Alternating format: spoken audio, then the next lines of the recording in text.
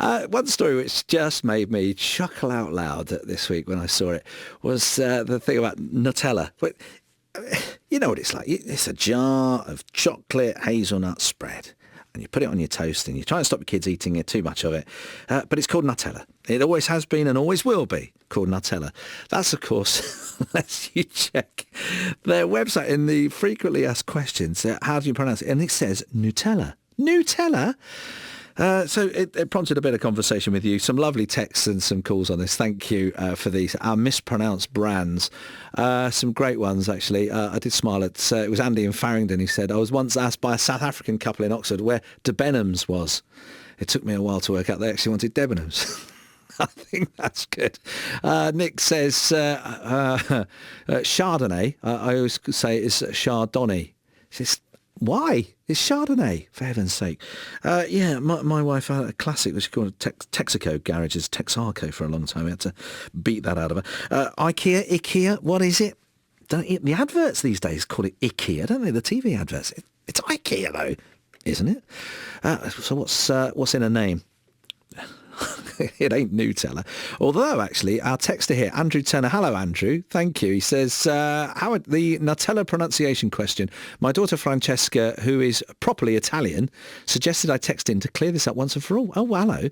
It should be pronounced Nutella, not Nutella.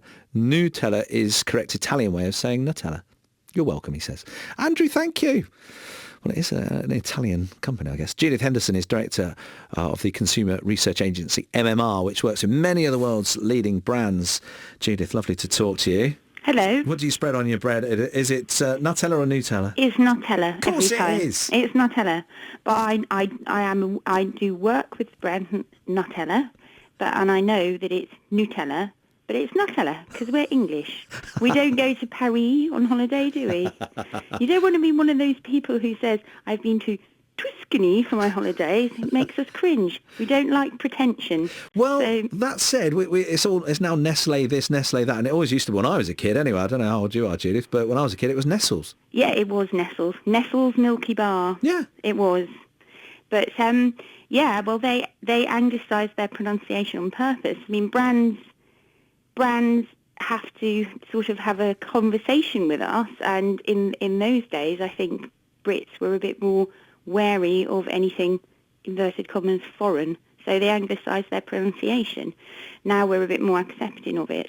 And brands now, some brands do have difficult to pronounce names, and they can sort of make a virtue out of it. So when Stella Artois launched their cider, it could have been a barrier or a problem, a French cider. That's not easily acceptable to Brits, but they made a whole virtue out of it, and they had the whole C'est Cidre campaign, and now they've got it's a chalice, not a glass. So brands approach it in different ways. Yeah. You can actually score some capital out of it. But I suppose there is always the value that people are talking about it. I mean, I wouldn't have mentioned Nutella in passing unless I'd have seen the article, and it just made me chuckle. No, quite.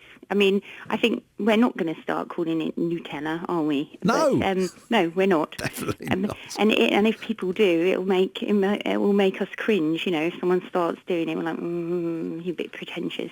But we are all talking about Nutella, and no doubt, because we're quite suggestible creatures, it will make people sort of buy, spread, eat Nutella a little bit more for a while. You never know. Yeah. There'll be kids clamouring for it right now, and they'll all be blaming us, Judith, on this. I mean, making companies sort of a lot of companies are really obviously very passionate about their brand, and it's absolutely crucial to what they're doing. Trying to get them sort of to branch out. Again, if you're sort of in this sort of consumer research world, and to open up new markets, how hard is that when you sort of got to change people's perceptions about a brand?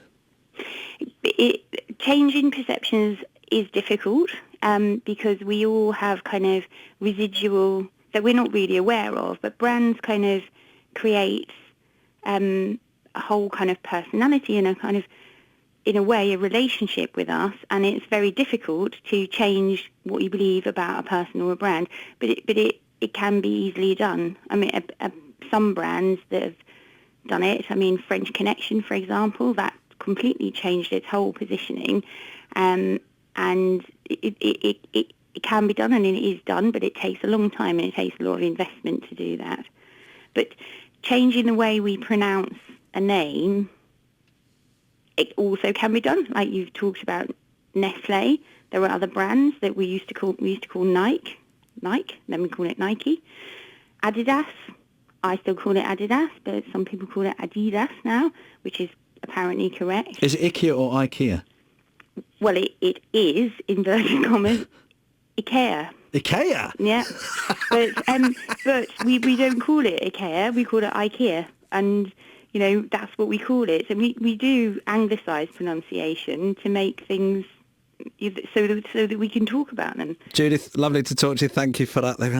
I've learned something today. I'm sure you have as well. Judith Henderson is Director of the Consumer Research Agency, MMR. Now we know. Danny, what she say it was? IKEA? IKEA. I think in truth, all it is now is, it is what we say it is. I think that's all that counts. I think you're